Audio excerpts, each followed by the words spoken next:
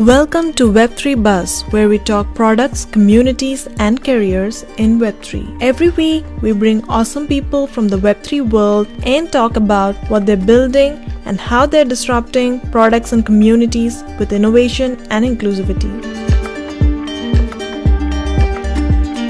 In this episode, we have with us Alex Siman, who is the founder of Subsocial, and Young Beef, who is the content lead and community manager at Subsocial. Hey, Young Beef and Alex, welcome to Web3 Buzz, and thanks for coming onto the show today. Yeah, thanks for having us. Thank you.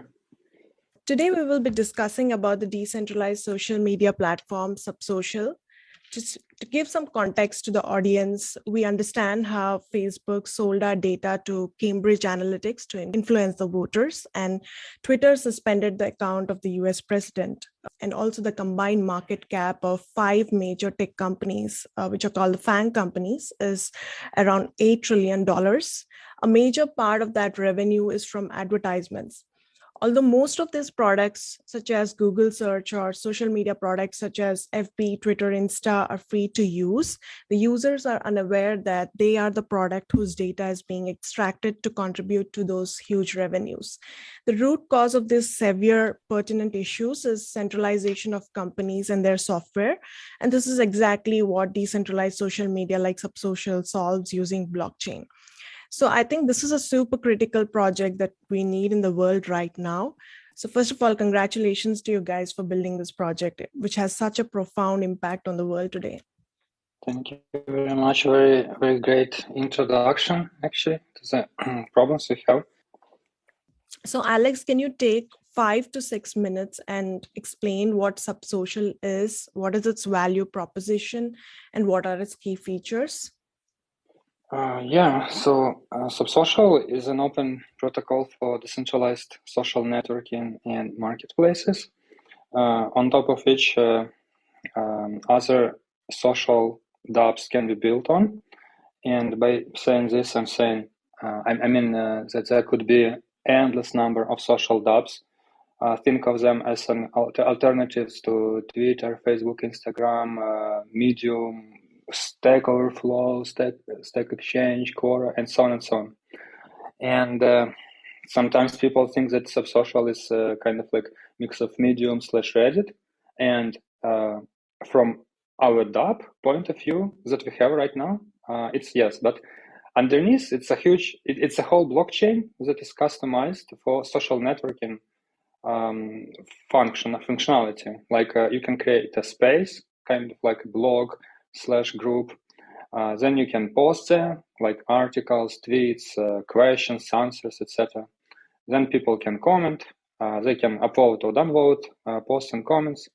Also, you can follow other spaces. So this is a so-called social Legos. So that by using this social Legos, you can build your own, or for your community, or for your country, whatever, alternative social network. And such as everything, or most of the stuff is on blockchain, especially like your accounts, identities, spaces, posts. It means that you will not be siloed into one specific app, but you can surf from app to app that are working on top of Subsocial. And I imagine a world, Subsocial ecosystem, where we could have even hundreds of dApps. I mean, if it will be useful and comfortable for developers to create. But technically, it's super possible. And if you want to have some analogy here, think of Ethereum is a blockchain for DeFi apps, for something more financial oriented, and Subsocial on the other side is like blockchain, but for social dApps, decentralized apps.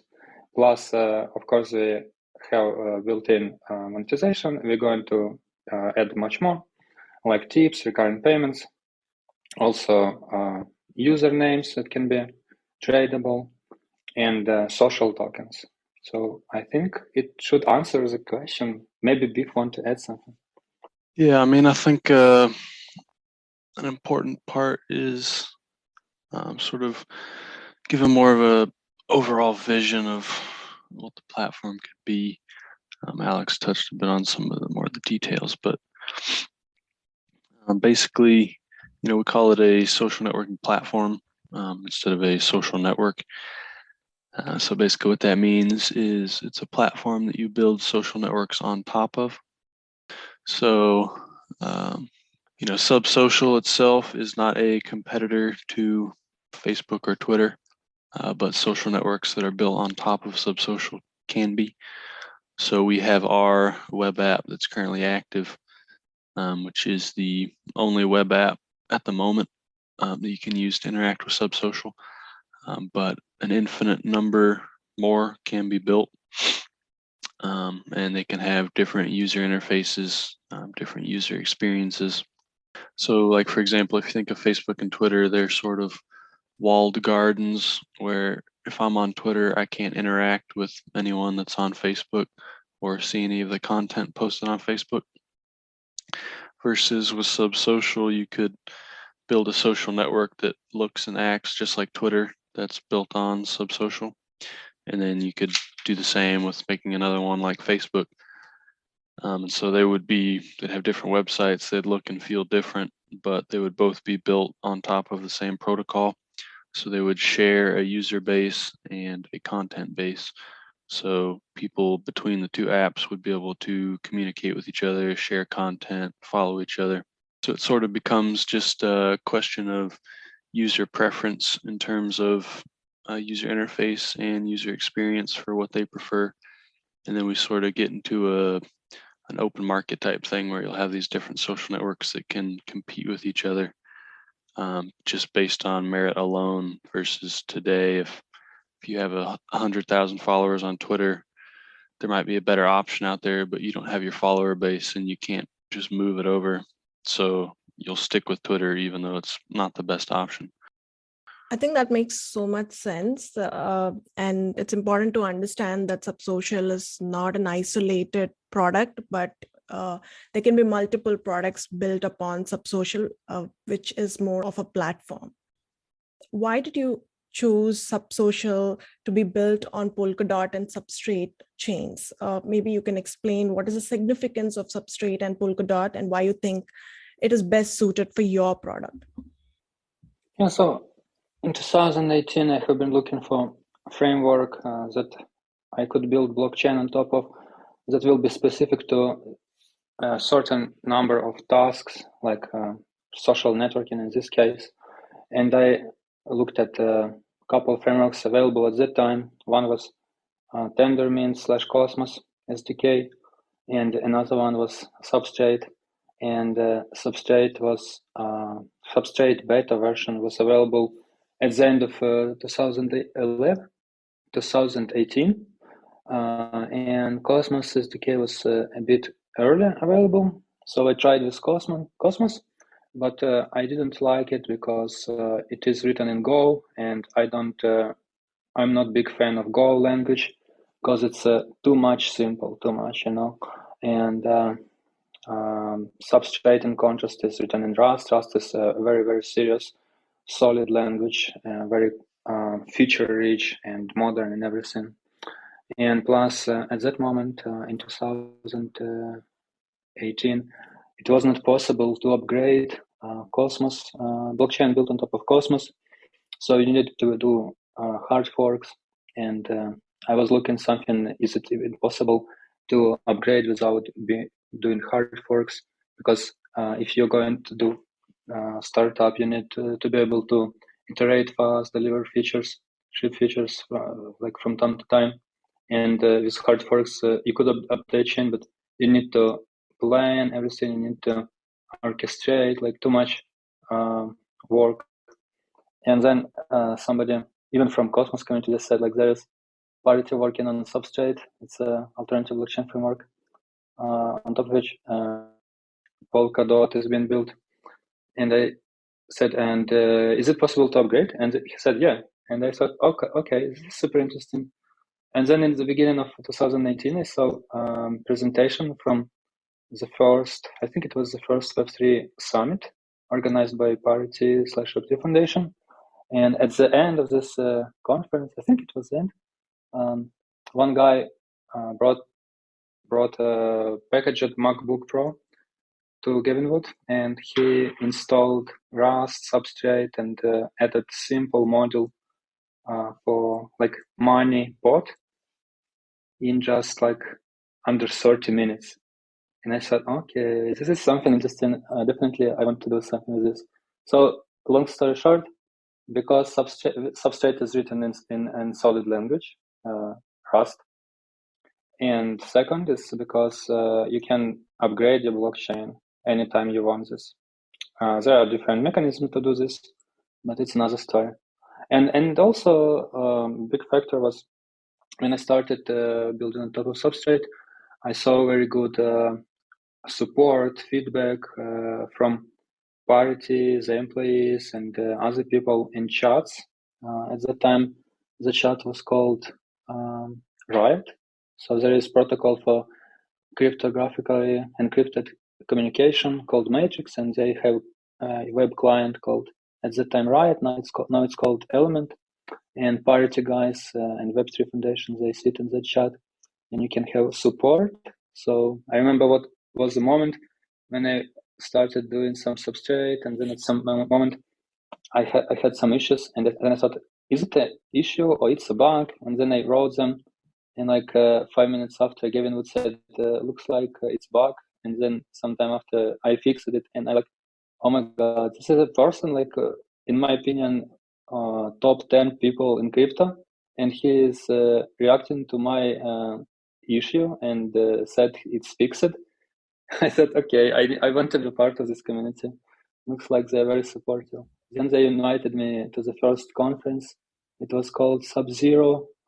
It took place on, I think it was something 26th of April 2019.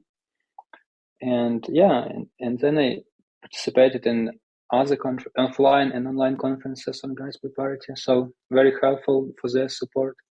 Very grateful for their support. Yeah, so Rust language, upgradability, and support by top team in crypto. Got it. And you intend to provide Subsocial's utility in various forms. That is, it can be customized to function like different social media networks, like you mentioned earlier, you and Youngbeef mentioned earlier. Like it can be functioned as a Facebook, Twitter, Medium, LinkedIn, and so on. So Facebook alone has 2.8 billion daily active users, and the combined DAU, excluding the overlapping audience, is still a humongous number. And each person performs like thousands of actions every day.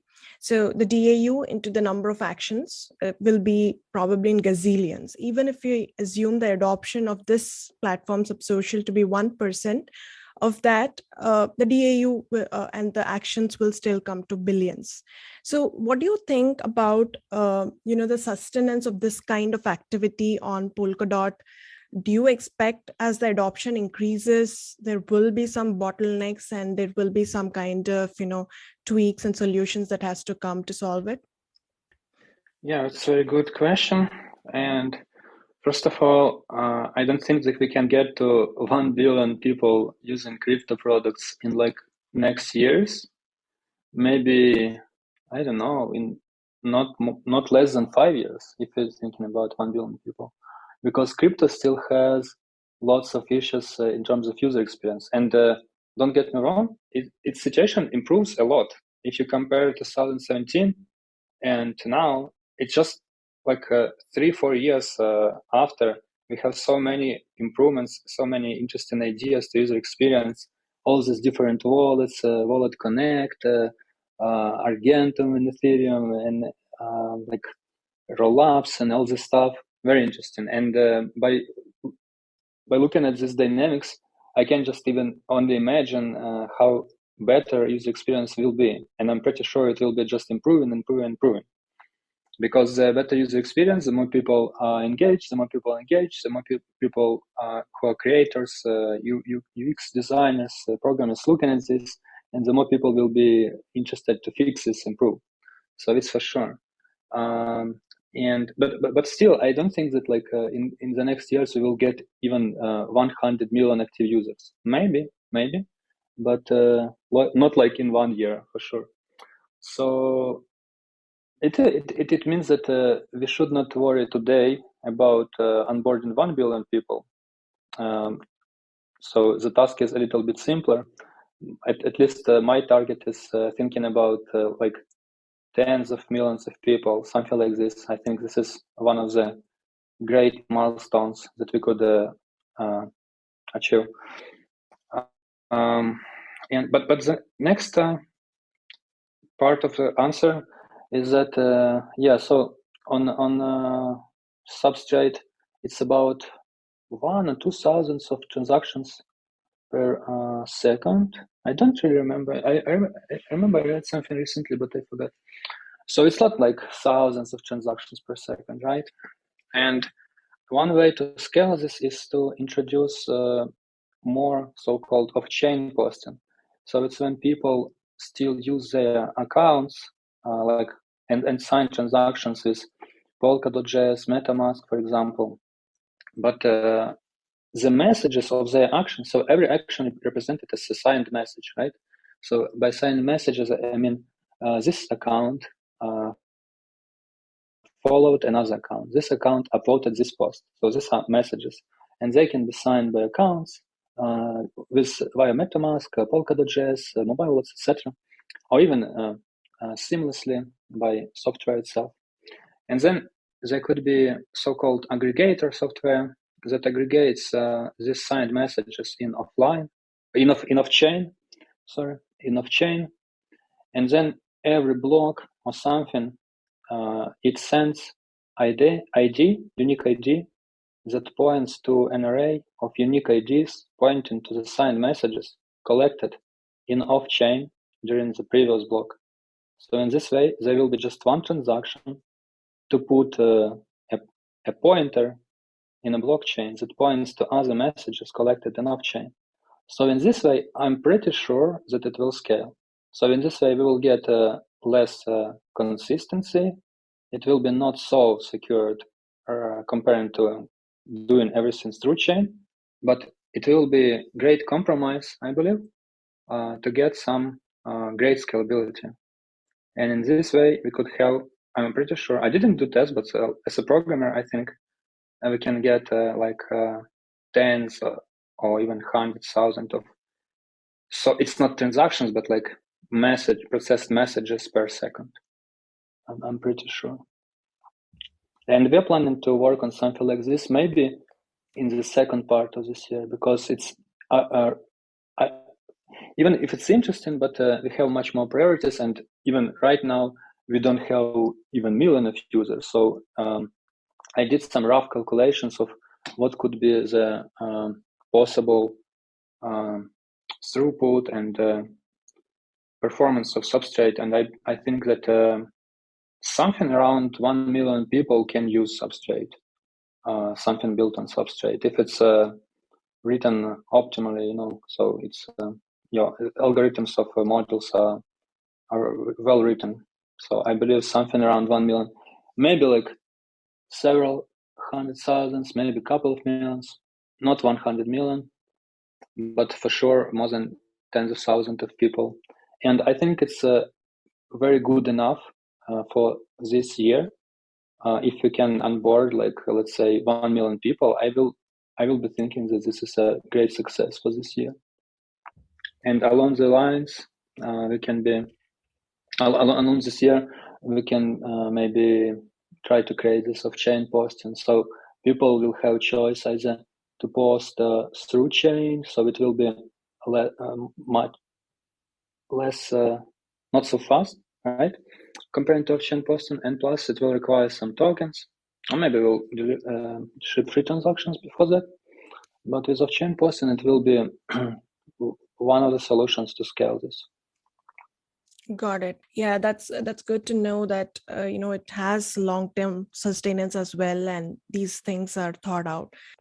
Can you explain the differentiators of Subsocial as compared to other decentralized social media apps? There is Minds, there is Steam, and there are upcoming ones like Twitter Blue Sky, and Aave is also coming up with a decentralized social media app on ETH, and Reddit CEO said he is coming up with something on Solana.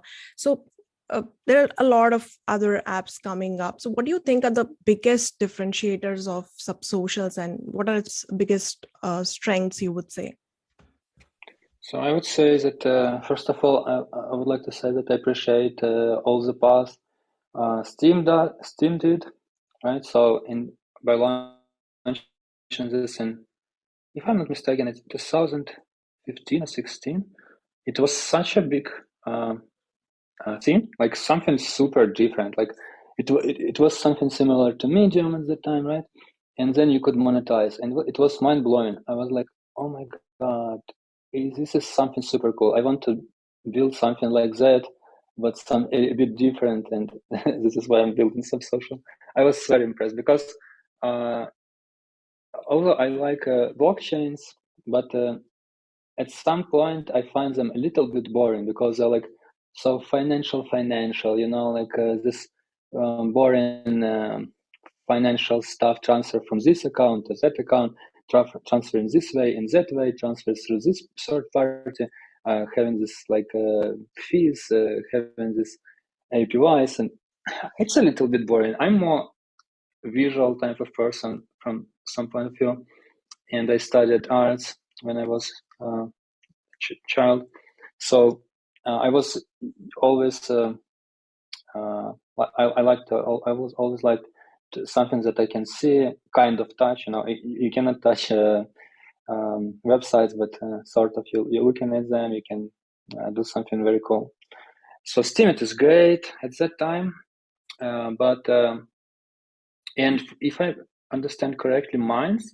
So Minds is more like centralized type of software. Maybe I'm a bit mistaken. Maybe they're evolved since that time, but from my understanding, it's more kind of like centralized type of software. I know that they are migrating or migrated so that you can post on IPFS. At least we had a call with them actually, and they asked our feedback about working with IPFS. So from what I remember, I think they have this like kind of centralized type of social network, social media, where everything was stored even on database. And then like half a year ago, they had conversation with me about how we could migrate to what's our feedback about IPFS, and plus they have token on Ethereum, so it's like having old school social media where people can be incentivized with token.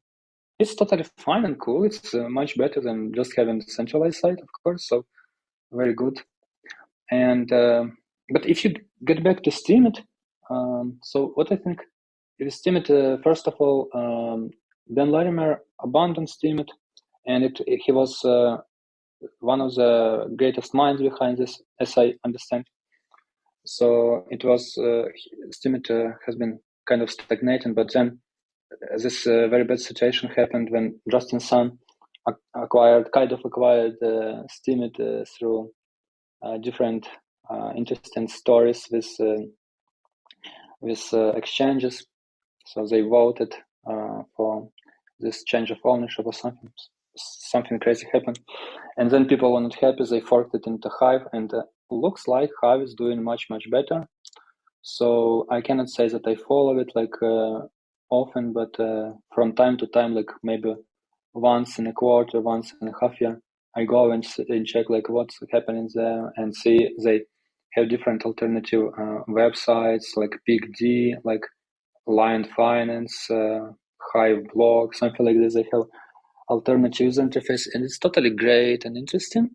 And at Steemit itself, I remember the biggest or maybe only innovation on their side was they introduced groups, but they don't have smart contracts. They don't have, if I'm not mistaken, they didn't at least they didn't have multi-token environment, and they are isolated blockchain.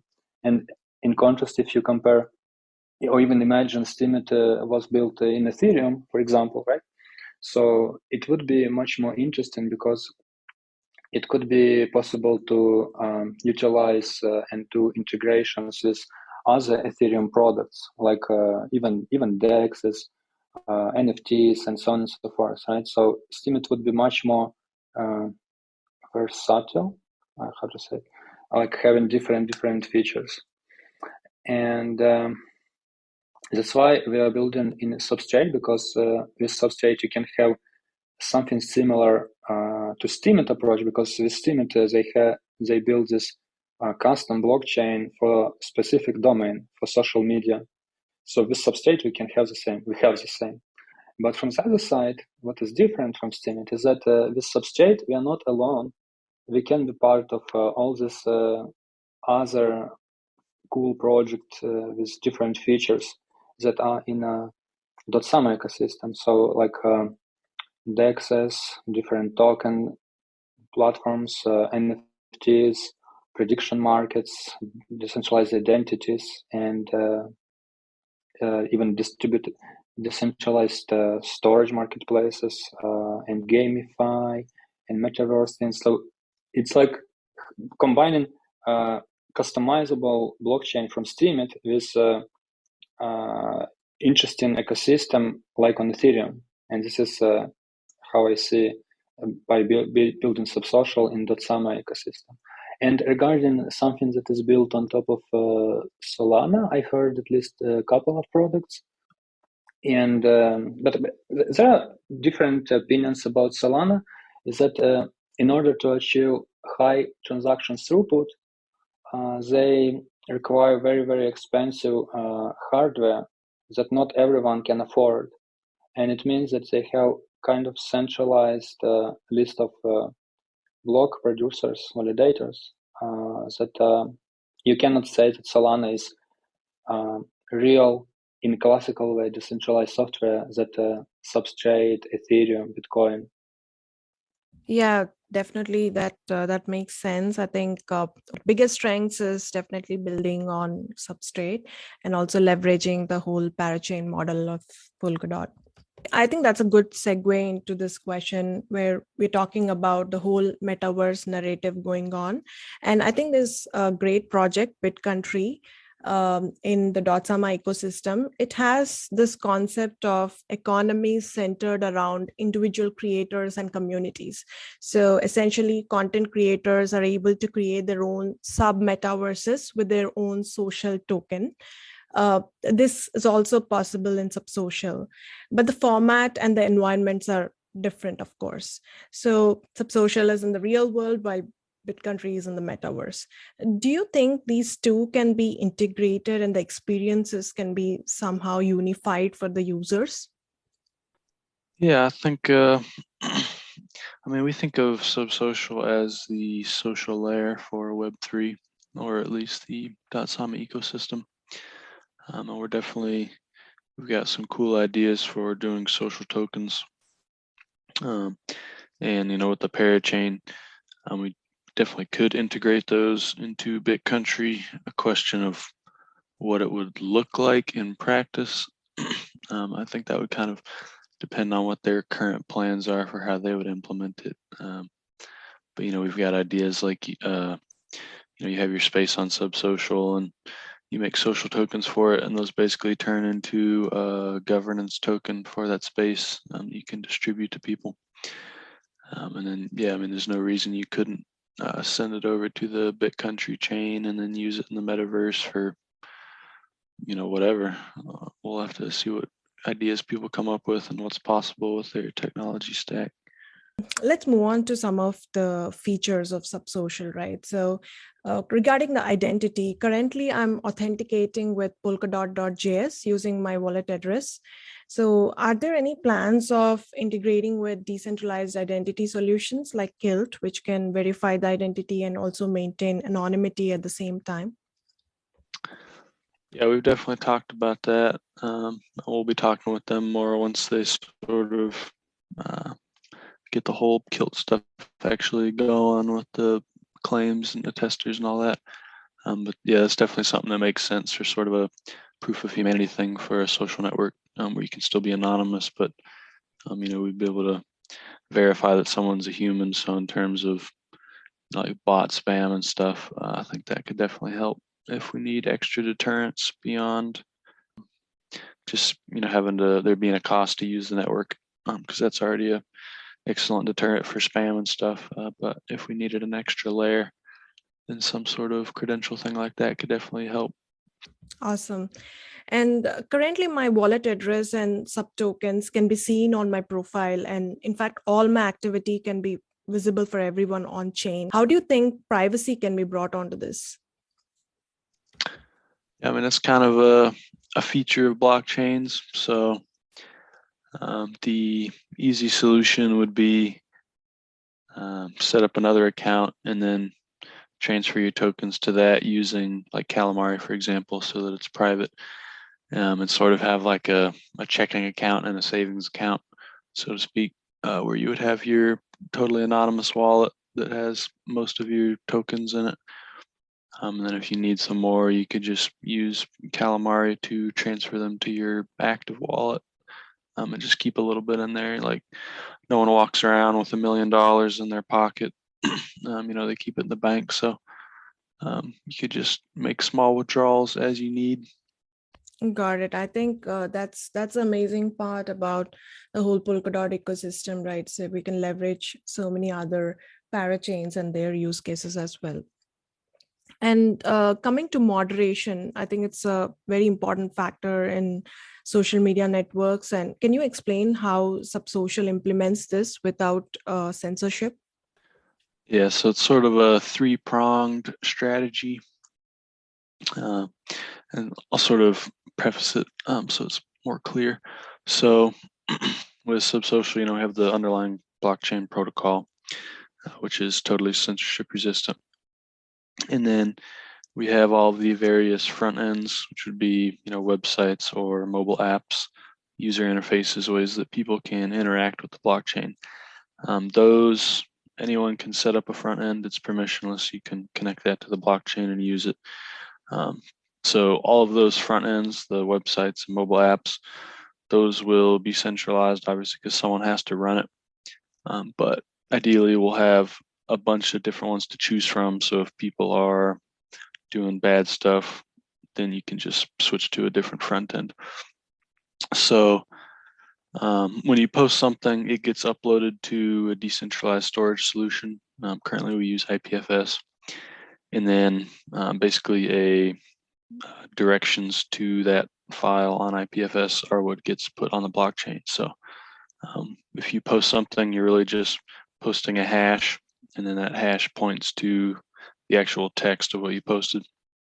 So there's the three-pronged strategy, which is we have moderation on the front end. So whoever's operating a website that's connected to Subsocial, they can moderate stuff on there, which means it might be on the blockchain, but they can decide not to show it on their website.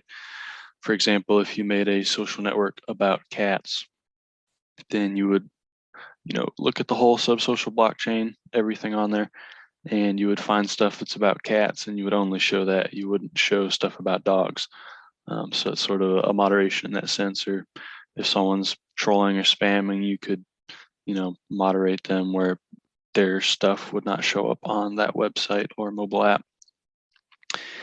And then if you're posting something and it's getting uploaded to IPFS, the operator of that IPFS node is able to control what is hosted on their node. So they can just decide not to host something on that node. So that's sort of another form of moderation. Probably the best example would be if someone was trying to upload illegal content, then the actual location of that content would be on that IPFS node that's hosted by someone somewhere in the world. And if that's illegal where they live, then they would want to not host it, so the government isn't banging down their door.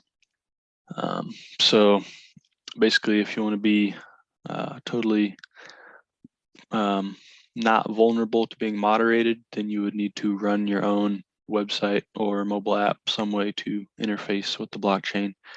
And you would also need to host your own storage solution. And then you'd also need to make your own space on Subsocial. So that's sort of one of the social primitives that we have as a palette on the Subsocial blockchain. So you can think of a space as like your own Twitter page or a subreddit on Reddit or a publication on Medium.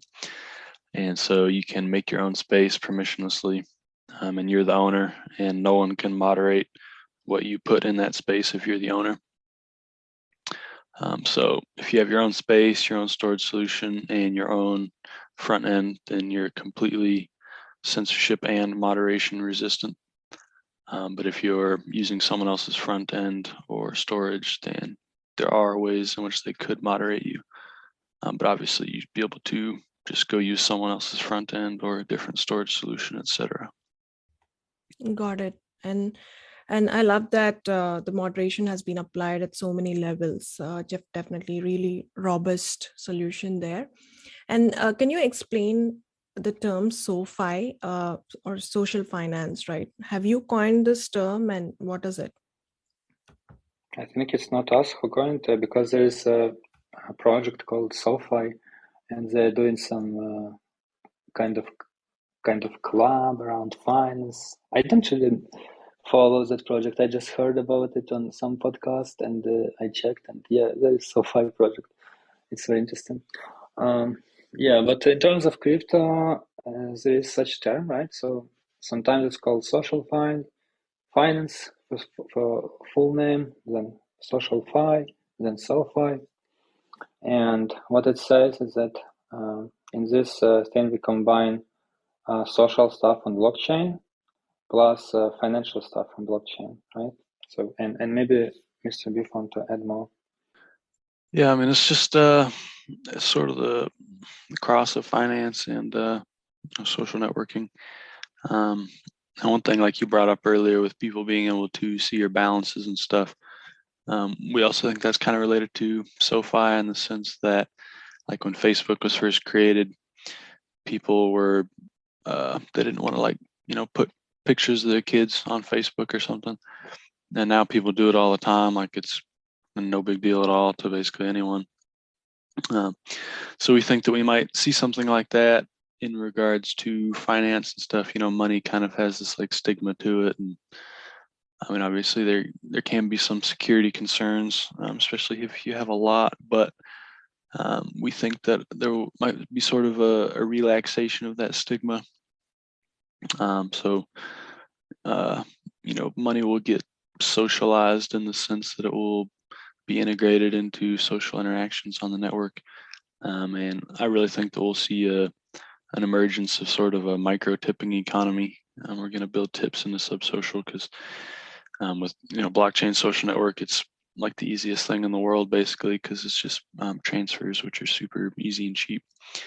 So we're going to be having tips on Subsocial, and so you could be scrolling through your timeline, and if someone made a joke on there that you think is funny, you can literally send them like 15 cents, whatever, because it made you laugh. And it's super cheap and easy to do. So we might have all these tips just all over the place all the time with really small amounts. So it's not like people are spending a lot of money. And then you can basically get paid for just making jokes on the internet, like really easy. That makes sense. And do you think NFTs will also be integrated to this whole DeFi aspect that's coming into Subsocial? Yeah, definitely. I mean, technically we already have NFT integration because all of our posts and comments, those are basically minted as NFTs right now. But we do see some good applications for using NFTs as sort of tickets. You could do like real life events too, but if you had like a private space, then it could be something where like you have to buy this NFT to get access to it. So sort of like a traditional social token, except just non-fungible. You can consider social tokens and NFTs as two options of getting access to spaces. So you can say that an account can be a member of this particular space. Either they have some amount or percentage of our tokens, and or they hold this token NFT of this particular collection. So social tokens and NFTs are great ways to make membership for a group of people. Definitely. And like you said, it can help create these microeconomies, which is very important today to remove the centralization. And can you explain a little bit more on the monetization techniques? You spoke about a few like tipping and NFTs and DeFi, but can you just give a few more examples of how the monetization can happen in Subsocial? Yeah, so we'll have tips. That's the most basic. We're also thinking about subscriptions. So you could like subscribe to someone's newsletter, for instance. They would post articles in that space, and you have to subscribe to be able to get access to the space. Or pay-per-view type stuff. And then, social tokens, that would open up a whole lot of cool opportunities in terms of monetization and getting access to stuff. And we're also planning to integrate with some smart contract platforms. And the idea with doing that is it will basically open up SoFi to the huge amount of creativity that we've seen in the DeFi space. So we anticipate that there will be a ton of monetization stuff that we can't even think of right now that will end up being really cool. Yeah, that's definitely exciting and innovative. I think one of the core aspects of social media is building communities, trust, and the network effects that come with it, right? So what has been your strategy to build a robust community and also enable adoption? Yeah, I mean, we definitely highly prioritize community. I think community is very important in crypto and blockchain, and doubly so for us being a social network. It's basically live and die on the backs of the community. You got to have a community and a network so people actually use Subsocial. And so we've really been prioritizing content creators and other projects. Like we just got Rome on board. They were using Medium before for their blog. So doing that's a great way to get exposure because they all have big audiences, and that can introduce a lot more people to Subsocial. And then sort of, some of the smaller fish, like individual content creators that do writing and stuff, getting them on Subsocial. And we've also been working with a lot of NFT artists as well. We have another app in the works that will be sort of like a NFT gallery type thing running on Subsocial. Maybe something kind of like Instagram. It's still in development, so we don't really have a super clear idea yet of what it will look like. But just talking with people in the community, asking what kind of features they want, what sort of things they need, problems they've noticed. I think that goes a long way in building a strong community when people feel that they're being listened to and heard. And, there's a lot of great ideas out there. We definitely don't have them all. So it's just great talking to people about that. Awesome. I think Instagram kind of app is really exciting. And you have a sub.id app. And can you explain a little bit about that? And also maybe if you are planning any kind of instant messaging apps. Yeah, so SubID is it's like a portfolio manager that for your cross-chain assets in the .sum ecosystem. So on SubID, you can see balances from such chains like Polkadot and Kusama and Parachain that already launched and issued tokens. Also, you can see running and completed crowd loans from both Kusama and Polkadot, and plus there are NFTs from different chains like from Kusama based on Remark protocol, from a unique network like Substrapunks and Celebrix, and even from Akala's NFT module. So they issued some collection for their participants on Karura crowdloan. And and plus we show NFTs from StateMine. So on SubID you can already see NFTs from 4 sources, and we will be adding if something else will be launched. So if to compare to something, I would say that maybe it is similar. It is kind of something similar in with like Zerion and Zapper from Ethereum. So I was definitely inspired by seeing this app, so that you can go to one pager and by typing your account or selecting your account from MetaMask, you can see different assets across different dApps. But in case this .summer, we have different chains, parachains, relay chains, and this is how SubID came.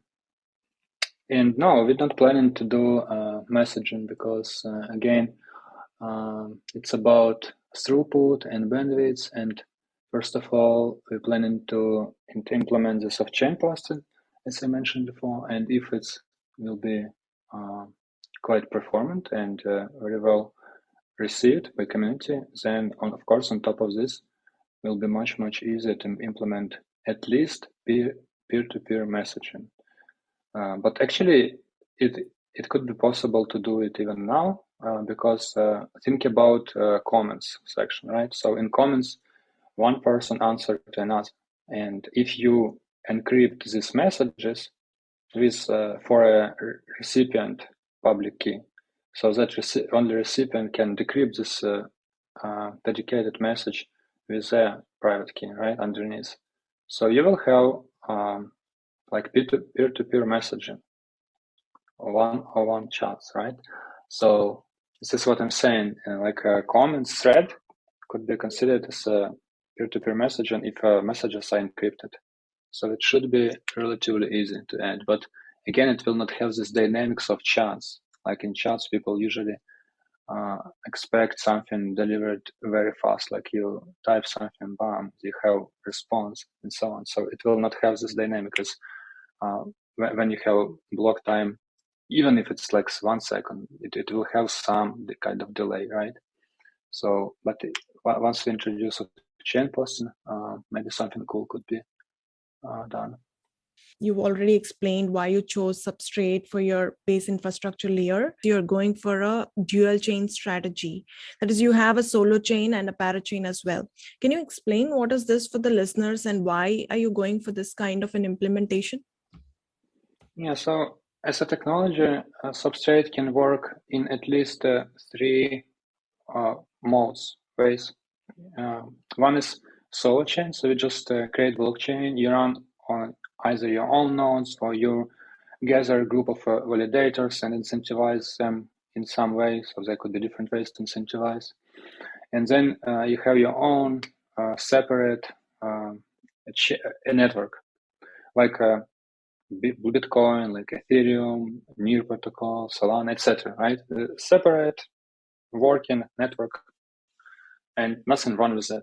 The only thing is that people should be incentivized enough, motivated enough to participate as validators, and plus you should take care about if it's in proof of stake. So it's quite important that your separate network is valuable enough from economical point of view, so that it will be hard to change the history of transactions. For example, if your network is, let's say, I don't know, $50,000, you will need like a couple tens of thousands of dollars to just change the order of events, and nobody will be happy. So that's why Polkadot and Kusama are interesting, because by joining as a parachain, and this is a second way of running blockchain built on top of Substrate, by connecting as a parachain to such relay chains like Polkadot or Kusama, is it because finality of your blocks are protected by economical security of relay chain like Kusama and Polkadot. And the third way of running your chain on top of Substrate is that, again, you're kind of connected to Kusama and Polkadot, but not as parachain, but as parathread.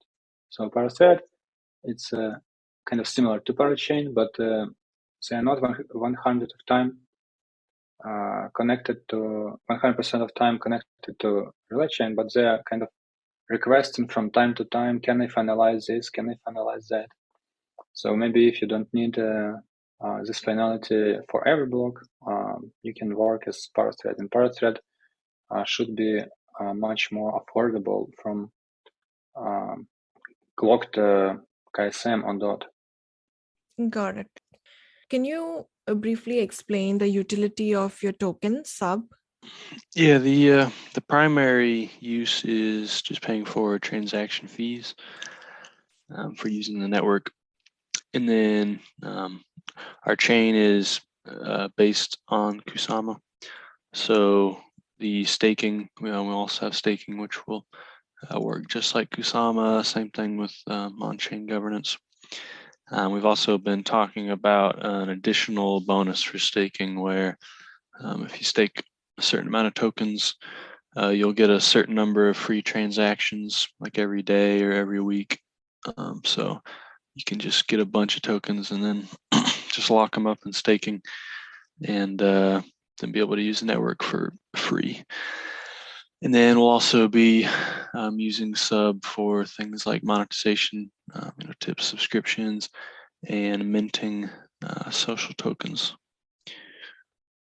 Got it. And yeah, I think that's a key point that you mentioned that, just the user not requiring to kind of sign off every transaction using the tokens will smooth out the user experience a lot. I think that's a very innovative thing that you mentioned that, the users can log the tokens and basically make free transactions.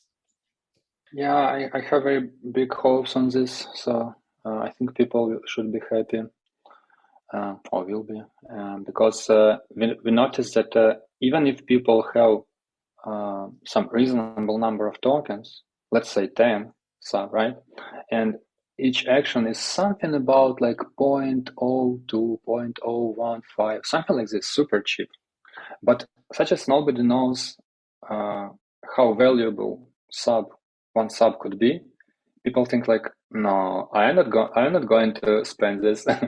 I want to see how valuable it can be, and let others use it. It's fine. Okay, cool. It works. I'm happy. So Subsocial has something working. Everyone is happy. But I don't want to spend this, and that's why we're thinking like, okay, what can we do with this? So people kind of want to use it, but they don't want to spend them. So that's why we, with our advisors, came to this idea. So what if we can allow them to lock/stake their tokens for some period of time, and then blockchain will allow them to have a certain number of free transactions based on the amount they locked, so that people will spend some, they will miss some kind of economical opportunity in return to free transactions. But at the end of the day, at the end of the locking period, they will get back 100% of sub, and plus they will be able to use Subsocial for free. I hope it will be very well received by community. So this is what we're working on right now, actually, along with other things. Yeah, for sure. And I can also imagine that, when user locks tokens, there can be some other, DeFi aspects that can be integrated, like maybe, using that to produce some kind of an yield or something like that. I think there can be a lot of use cases over there as well. Yeah, I think we could do something sort of like Bifrost does, where when you lock the tokens, you get like L sub or something, then you'd be able to sell or do some DeFi stuff with. So that should definitely be possible. And can you talk about your roadmap? So I think you won the Kusama Parachain slot last month, and you're onboarding the Parachain few months, and you're also enabling token transfers very soon. And you are at a very advanced pace of development for the mobile app. So can you just explain what are your next immediate steps, and also maybe in the next quarter, what are the things that you're trying to achieve? Yeah, so usually what I do, I try to plan for like half a year, something like that. And then from that list of for half a year for work, we do something during the quarter, right? And then what is left, either we reconsider along the lines, and on the way, and remove or change or add something new. But right now we have this useful post called Parachain Live on Subsocial Space and Subsocial, and there is a list of 7 steps that is kind of a draft, so everything can be changed. So it says number 1 is spin up collider nodes, second distribute tokens to participants of crowd loans and others. Third is to build and deploy solo chain to parachain bridge. Next one, enable token transfers. Fifth is create treasury. So basically, one of the utility for Sub is we will have quite a big treasury, around 30% of total supply, and plus it will be filled with new tokens from inflation once inflation will be in place. So yeah, fifth point is treasury. 6 is initiate on-chain governance, on-chain console, and then something after, remove sudo key. But between this, in between these steps, we're also working on improvements to web app. We also implemented lots of functionality for mobile app, but we're still considering what could be the other alternative ways of being able to use Subsocial mobile. For example, recently we discovered that with some small changes that we already deployed, now it's possible to use Subsocial on mobile inside of a Math wallet, and it is possible to use on Nova wallet, that is a fork of Fearless wallet. I think they did not release it yet on iOS, but it will be there for sure if it's not yet. And plus, they're also going to deploy it for Android. So in near future, it should be possible to use Subsocial on mobile from Math wallet or a Nova wallet. And we're considering some kind of similar architecture for us, so that maybe we will create it wrapper kind of application for mobile that will open automatically our web app that will be embedded, and all accounts and transactions will be managed by this wrapping mobile application that we developed. So something cool is happening. And as also, as I said earlier, is we are super interested to improve onboarding and user friendliness of the whole experience of people on Subsocial, like with these free transactions, and looking into delivering a few monetization methods like tips in the first place, and then maybe recurring payments or maybe something else, but tips for sure is on the list. Usually, sometimes our community suggests very interesting ideas. So, for example, we have special space called Sub Contests where we run different contests and we ask community what do you think about this or that topic, and they suggest quite interesting ideas and in comment section. So I'm imagining we will run some interesting contests for like a brainstorm on monetization, brainstorm on improving onboarding, brainstorm on what could be great ideas for social networks on top of Subsocial, and so on and so forth.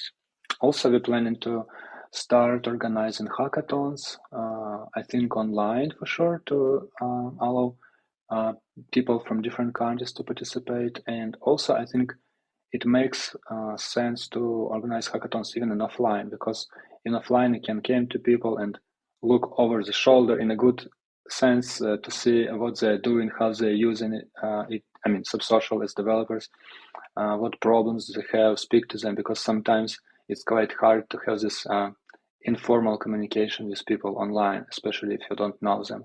But if in offline, you can much easier come to people and say like, how are you doing? What are your problems? What is it to do with Subsocial? What is not? And then I imagine we will be doing notes, and then we will analyze what was good, what was not, and then iterate over this, make some improvements, and then we will be much more prepared for organizing online hackathons. And through online hackathons, we want to foster, stimulate development of different alternative social dApps, integrations with existing social media, social networking sites, platforms, different tools that will help from developers to end users, mobile apps, and so on and so forth. And in order to make lives of developers easier, right now we're working on 3 web example applications. They are a little bit simplified web apps that are kind of similar to what we have on Subsocial network, but a little bit more simplified in functionality. But they are created in most popular web frameworks that are React, Angular, and Vue.js. So these are top 3 most popular web frameworks, and people on hackathons, on grants, they could grab them because they are open sourced, and we still adding more functionality to it. And create their own ideas. They can customize, they can change theme, colors, they can remove or add any type of functionality. They can leave only super small number of features or create super crazy integrations with anything, Bitcoin, PayPal, Instagram, YouTube, email, like whatever you want, you can do it. I think this is quite enough for half a year. Yeah, that's a lot of exciting stuff coming up. Definitely looking forward to it. So, Alex and Young Beef, I absolutely enjoyed this conversation. It was a very, very enriching and insightful one. Thanks for coming on to the show again. Yeah, thank you very much for inviting us. And actually, you had very, very good questions, and it looks like you're very prepared to this. Yeah, that was the first time we've gotten the question about transaction throughput and stuff. That was a good one. Thank you for tuning into Web3 Buzz. Follow me at Web3 Alpha Buzz on Twitter, where I post informational threads on interesting Web3 projects. If you would like to access more information about the guests, please see the episode description.